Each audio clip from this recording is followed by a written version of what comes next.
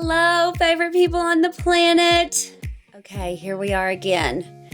So I've heard from several of you that you really love it when I'm sitting on the floor because that means it's fixing to get real.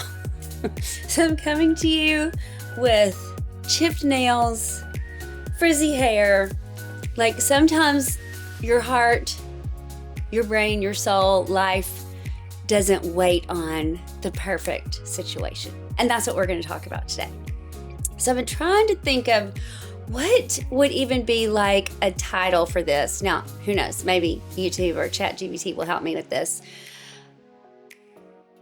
Because I think it's such a valuable topic because it affects every single one of us. And I haven't come up with something cute. So I was like, okay, we're going to have like a fireside chat on the floor without the fireplace because I'm back here in the office, or a chit chat, or a heart to heart, right? Because this is what we're going to talk about, y'all. When you are doing all the things, you are growing, you are being, you are becoming, and when a couple of things kind of hit you by surprise, usually, and it causes a pause. Now, hopefully it's a pause that we have chosen. Like, in other words, we're choosing to pause because we are going, hello, what is happening, right? That I think is the wisest choice. If we can, we tease in my family and say, if we can do not press send when all of the emotions are at their height. But I've had conversations with 3 people I'm thinking of specifically in the past month, including myself, where something has come up in our life, happened, however you want to say it, and it was not necessarily by our choosing. And yet, because we love and care about the people, or we love and care about the circumstance, we want to go through it well, and yet it is causing some disarray. That's what I call it in my Southern way. I'm in disarray. So, we have some tools with us. My trusty journal. Of course, I've been referring to the trusty word because we want to get out of our own head, right, and into alignment. And then I did a little bit of research. So I'm going to see if I can be as, I don't know, blunt maybe is the word.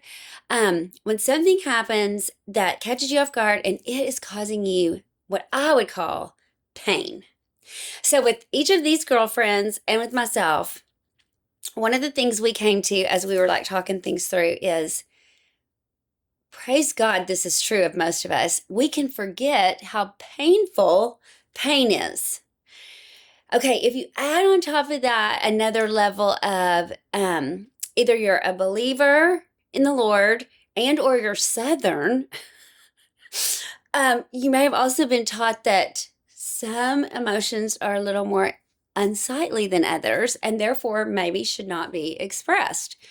None of which is true or healthy, but we may have still received the message, if you get my drift. And so I've mentioned before on this channel the amazing book called No More Christian Nice Girl. Well, there's one for guys too, No More Christian Nice Guy. But when I actually had a counselor give it to me, and she was like, this needs to become like your new Bible. Like, Julia, this is you. Like, you're such a nice girl. Like, it's killing you. It is not serving you anymore. And so, so part of this for me, you guys, if you have any people pleaser in you, and you're tempted still to revert to that in any form or fashion, it really can cause disarray, capital D, because when you slide back into, get in the quicksand of people pleasing, what goes out the window is our brilliance, the healing that we've worked so hard to learn and implement and create these cornerstones in our lives, right? So that we are not reacting, but instead we're stepping back and choosing a great response that may or may not please the people, but it would serve us and be our most authentic response. So, I'm just going to kind of dive into some of this and then we'll see how it evolves. Again, this is where I wish you were sitting next to me leaning against my beautiful chest of drawers. So we were just knee to knee having this conversation. So when something catches us off guard and it's not the good kind of surprise, I would say that, first it's like that shock emotion.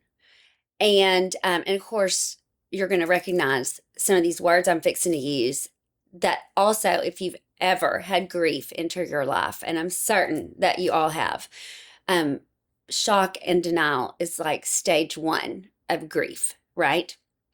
So we're in shock. We're like, what is happening? This is not the way.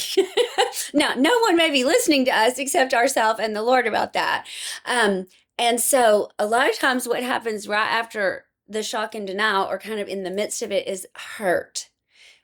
Our feelings got hurt. Okay, so I'm going to just throw in a couple of, this is going to be a conglomeration of all things learned by Jules the hard way. So please feel free to learn OPE. That means by other people's experiences, namely mine, so you do not need to go through it yourself in any way.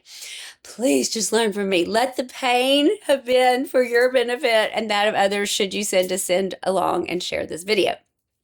So when we feel hurt, God made all of us to be both thinkers and feelers. Usually, though, we lean predominantly one or the other way. When thinkers have their heart hurt, they get what? They get mad. They put their dukes up. They're ready to get in the ring, right? And when feelers get their heart hurt, their normal number 1 response is wounded. Sad emoji face. That did not feel good. What did I do to deserve this? Right? What did I do to deserve this? Whereas the thinkers are like, this is unjust. I am gonna roar, Okay, so we're all both. It's just that we might lean one towards the other. Well, when we realize, so let's just say something's come up in your life, maybe it's something recent, and you're like, what do I do with these emotions? First of all, what we want to ask ourselves, once we've moved from shock and denial into, my feelings are hurt, my heart is hurting, I am hurting, this is painful, right? We want to ask ourselves, well, what's underneath the hurt? Because hurt can be like a masking emotion where we can even be tempted to kind of discount what's more. And the world not even encourage us to do that. Like, oh, she just got her feelings hurt. Give her a minute, right? Or he does. And that is not what we want to do here. We want to get curious. We want to explore what is happening underneath the hurt. Okay, so again, if you were raised in church and or Southern, that next stage, which is anger, could have been something, like I said, that you were actually taught, like myself, that is not an appropriate sightly emotion to display. So you just need to bottle that up, sugar. Okay, well, that is not the healthy way. But if you were taught that, and if you lived that way for any period of time, whether it was your childhood, whether you went through a stint of it because of somebody you dated or a professor you had in college or whatever, for a short time even, but it became a pattern or a habit of dealing, which is really not dealing, right? Stuffing. Then we have some undoing. We have some roots to pull up to plant in the garden of our heart, what is actually a healthier choice and situation. So I have not, because of my past, been very familiar with the feeling, the emotion of anger because of the way I was raised. And I honestly, so if you've ever heard yourself think this, or if your best friends or your spouse, your significant other, you've heard them say this, like it's a real thing. I've actually said out loud to people I love, I just don't get angry. I mean, I'm pretty easygoing. Like I'm pretty good at, oh God, dang. Well, I wish that would have worked out. Even when I have my feelings hurt, it doesn't really make me angry. Well, let me just tell you, the healthier I've gotten, the line from Pretty Woman is a true thing. What is it that Richard Gere says? This is $3,000 worth of therapy. Or no, it was Pretty Woman herself. Joey Roberts has said, wrapped around you, or maybe it's him. I was very angry with him. I was very angry. You know, just being able to say those words and own the emotion. So what I wanted to just say before we go any further, in case you're like, I'm not sticking with her for this whole deal. If you are angry and or when you feel angry, I want to just encourage you with a couple of reminders. Number one is anger itself is not a problem. It's not a sin. It's not, it is a tool. It is a gift. If you can look at anger as a gift. And let me just get my, I want to get my phone here because I pulled this up to say. Anger is often a misunderstood emotion, right? It's often misunderstood. And what it does is it's so valuable and it's an alert signal. Okay, so when we realize we're angry, if we can realize, oh, alert, this is like all my bells and whistles going off. Instead of focusing on that, focusing on, okay, what is my anger trying to reveal to me? So these are some of the things that anger can alert you to. Unmet needs, a boundary that has been violated, a perceived injustice, or even just underlying feelings of fear and sadness. Okay? So that I thought was so insightful because when I did begin to feel anger, I was like, what do I do with this? Like, this is a big emotion. This is like, I feel like I need to work out again. I need to go clean something. It could definitely help you get a lot of stuff done if you use your powers for good and not evil. Because it is like this surge of adrenaline almost of, what? This is not. This is either not fair. This is not cool. This is not what I signed up for. This is not the way I've been treating them, right? Or whatever it may be. So it can be a great alert signal to us. So that's one thing I wanted to make sure that you understand is when you start to realize you're feeling angry, that's a great time to say, okay, what is my anger telling me? It is my friend. So what is anger trying to let me know? So when we go into anger, the third in our grief cycle is bargaining. Okay, well, I'm not going to say anything to them right now because I'm too mad and blah, blah, blah. Okay, well, that's fine and well right now. And we do need to have the conversation on the list because what can happen, and I used to be guilty of this, y'all.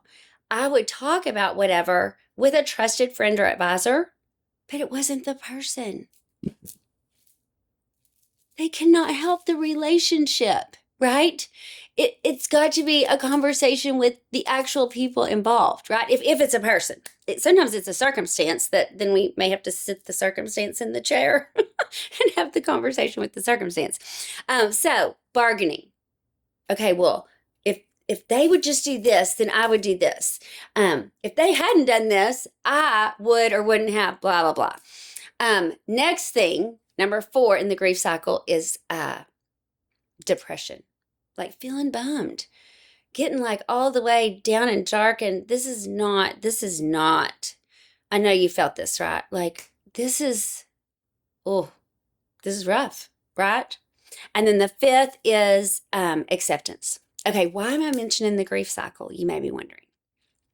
So it is my particular opinion that when something happens that activates all of those emotions, y'all, so often in life, if we would just stop and allow ourselves to walk through, bring our awareness back up, let the Holy Spirit bring our awareness up of, okay, this situation, this person, this relationship, that post, whatever, is grieving me. If we would own that and allow ourselves to go through these 5 steps about it, it will bring so much healing and resolution and clarity on the decision we want to make of how to move forward than if we, well, for sure, if we stuff it down, or if, and I'm a believer in, I've journaled so much out about my particular situation. I'm a believer in that. Talk therapy, whatever. However, at some point, just dealing with the actual emotions themselves is paramount to processing them, getting them out, and then being able to move on, right? In a decided, resolute manner for this is my choice on how I'm going to handle this. Not in a, so I'm just going to like let myself get busy and creatively avoid that it's even happening. No, that would not be our healthiest choice, right? Even for me, I've realized that when I'm processing something, it sounds corny, but it helps me so much to pace, like to pace the floor. Just helps me get it out of my body or moving through my body so that I can find the words to express what I'm feeling. Then sometimes I'm able to write it out better, et cetera, et cetera. Okay. So, when we realize that we've had a situation that's causing pain, that is hurtful, and we are hurting now, and so we're willing, okay, let me just talk to myself. This blindsided me. This did not feel good. And what I want to do is pretend like it's not happening. And my feelings are so hurt, or my heart is hurting, or whatever. Because again, you can grieve situations, circumstances. And so then allowing yourself, okay, so what I'm feeling this hurt. What's underneath the hurt? I'm angry. I'm angry that has changed. I'm angry that was said. I'm angry that is the way I'm being treated or not treated or whatever it may be, right? So if we're thinking these 3 things through, is there anything we should not do? We don't really like to shit on ourselves, but in this case, we want to be aware. Are there things for us to be aware that would not be our best choice? Let's say it that way. So a couple of things. Once we're realizing we are working through a situation with our emotions, we don't want to suppress it. How many millions of us have already tried this, right? It is not a long-term solution. Actually, it creates so many more problems because what do we know on this channel? The body keeps a score. And it's going to come out, sister or brother. It's going to come out. So it would behoove you for you to choose the way it's going to come out instead of it just exploding on the scene years later with your adrenals failing, having a heart attack, your stress being through the roof, under eating, overeating, working out, overworking out. Under responsibility, all the over unders, right? That is not what's going to serve us. So no suppressing. Secondly, not isolating ourselves. So when you realize that you're hurting, so this is like a thing that I have with my team. Hey, if something has gone awry and there's some disarray, I just need you to communicate with me. Joya, I could use some prayer. If I have not circled back to you in 48 hours, please check on me. Because we all need space and time to work through things and process them. What we don't want, though, is to isolate, put our head in the sand, and then start listening to those other voices that are absolutely not true. Like, nobody even cares that I'm going through this. Nobody even wants to talk to me. Everybody's too busy. The nobodies, the everybody's, right? So we don't want to isolate.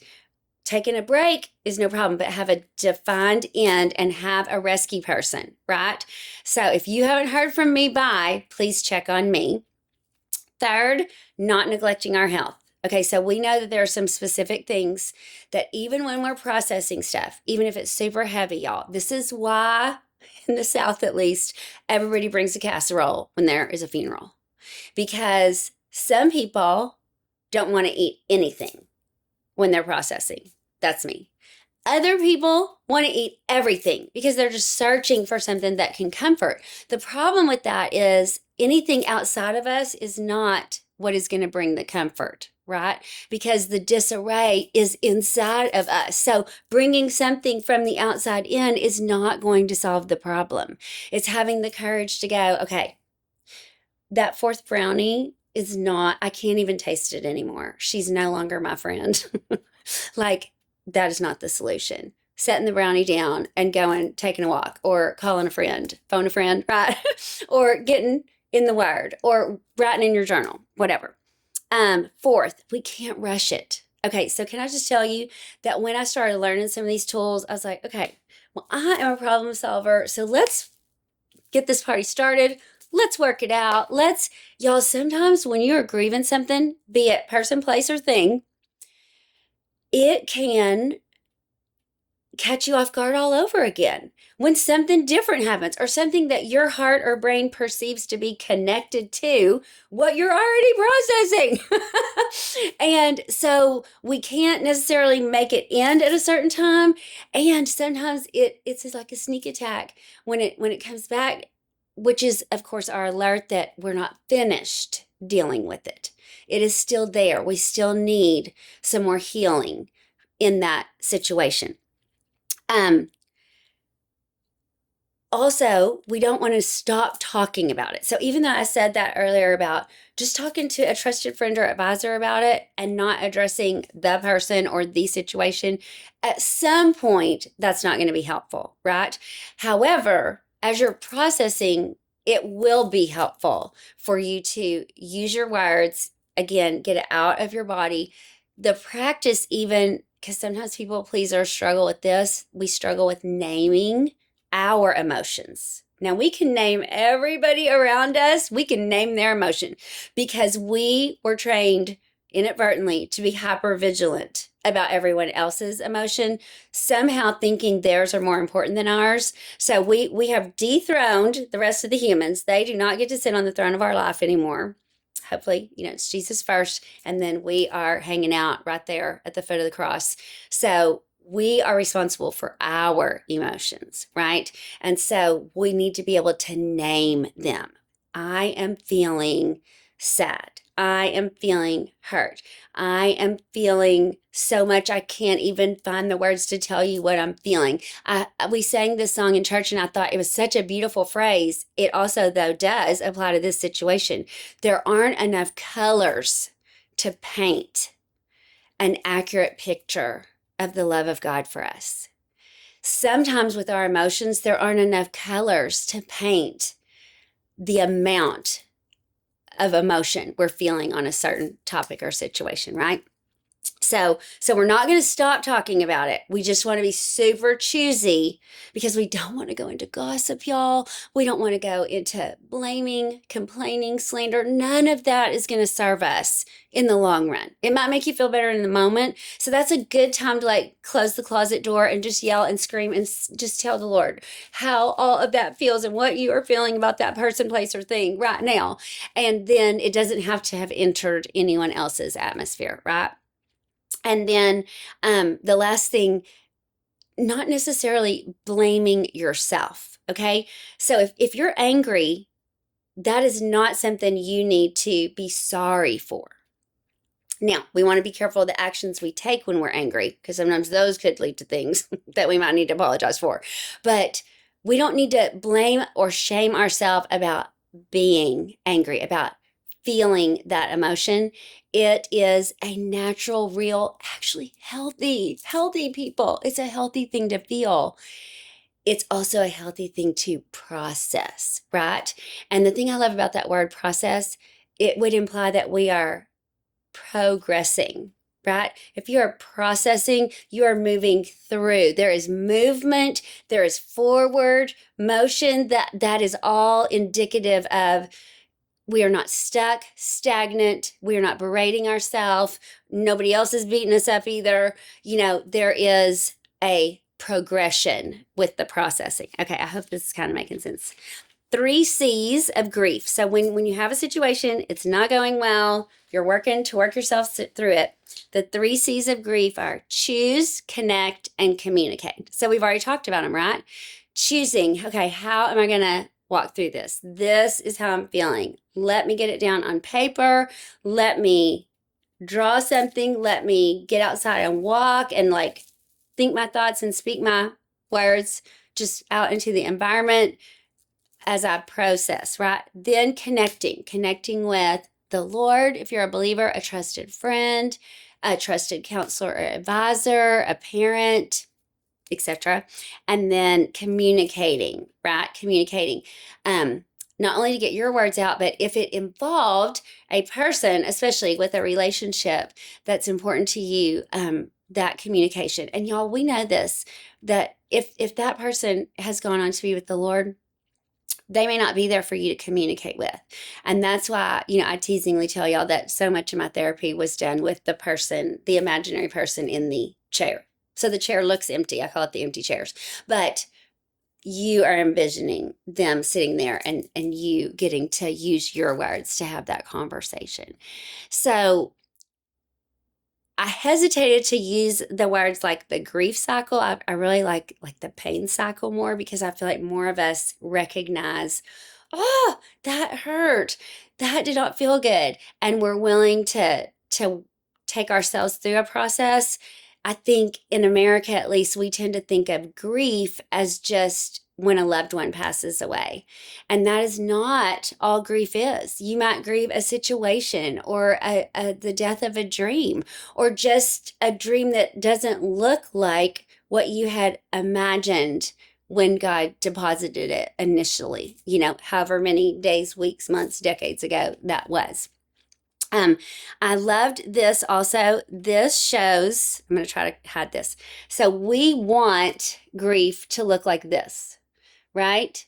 That we want it to be smooth. We want to just, okay, I'm the girl or guy. I'm willing to deal with it. So let's do it.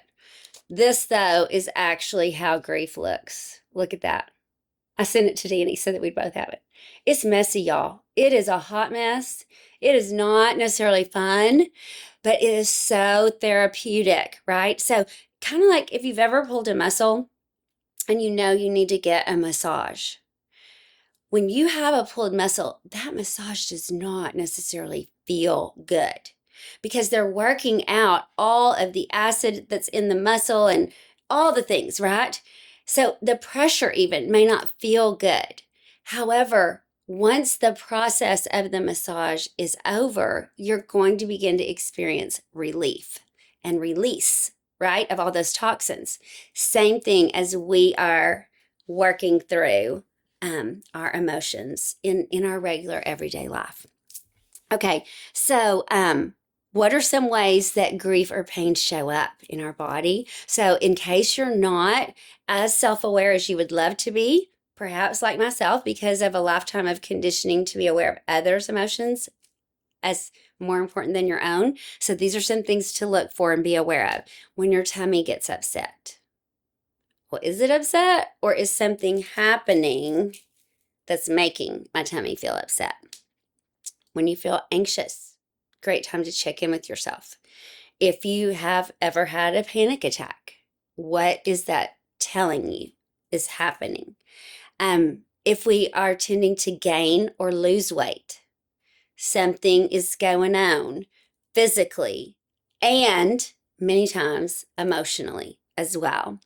When we feel apathetic, like complacent, just, I don't know. It doesn't matter. I've already tried everything. It's not going to work for me. It's when we go into the always and the nevers, right? It's just, I've always tried and it's never worked. And then we go into comparison sometimes. That's another, danger, little flag to notice. They tried it one time and look, they're already blah, blah, blah. Or they had the conversation and look, their relationship is already, okay, so no comparing. And then, I just made a note that in the anger stage, it is possible to get a lot done if you let it fuel you, like I said, for good and not for evil. So I want to close this out, y'all, with also this thought. If we can be angry, realize it, start this process of working ourselves through it, not giving ourselves you need to do it today. You've got 30 minutes. You've got 20 minutes. It takes what it takes. Let yourself be a safe place for yourself to process, right?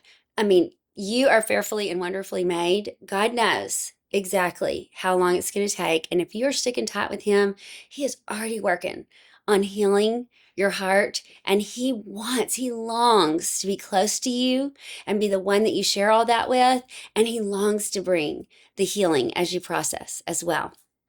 And so the other thing with all this, though, is when we have hurt, we have experienced hurt or pain, and this is like a popular thing in the world at large, is to get offended. How dare they? What were they thinking? This is unfair. Yada, yada, yada. So if we could make the really wise choice to be unoffendable. I even wrote in my journal, Lord, I see what you're showing me. This is at the end of my little tirade. And I need you to help me choose, I put in all capital letters, CHOOSE, choose to not be offended, as that will not serve me. But y'all, it is such a temptation. It is such a, in the moment, it's going to make me feel better doing it. And yet it really kind of slows the process down. Also, if we are close to someone who's working through a hurtful situation, and y'all, this could be a work thing. This could be the kid didn't get picked for the team. This doesn't have to be like a heavy thing, but they're still grieving what they had hoped for, what they had gone for, what they were working towards, right? It would be really great if we didn't get offended for them, because then there's a whole nother set of emotions they have to work through on our behalf, because we are now spilling over into their world instead of staying in our lane. And we know what happens when we veer into somebody else's lane, right? That's where the wrecks happen. So Lord, help us all to stay in our lane. Unoffendable. So this was my affirmation several years ago. I said it every day. I am unoffendable. I am not easily offended. Offense falls right off of me, like water off a duck's back, right? So this is where I'm dying to know. Has this been helpful? Has this caused any transforming thoughts? It's one of those ones that I was like, I'm going to need to do it, because I feel so convicted that God wants me to have this conversation with you, the world at large, whether you're seeing this in real time or whether you're seeing this 20 years from now and going, oh, I needed this today. Papa God knew what you were going to need today. So I'm praying that this will serve you, that this will start you or keep you on a path of so much health and healing and owning our emotions and walking through them well, because they are our friends unless we let them do the driving, right? We are the thinker of our thoughts. We are the one that chooses. So keep your chooser intact and choose wisely. And please let me know in the comments your thoughts, further tools that have helped you. We want to serve one another in this community and live our best life by learning to even do the hard things better. I'm so excited to read your comments. Thanks a million for tuning in. Please do pass this along if it can serve someone you care for, and make it a great day.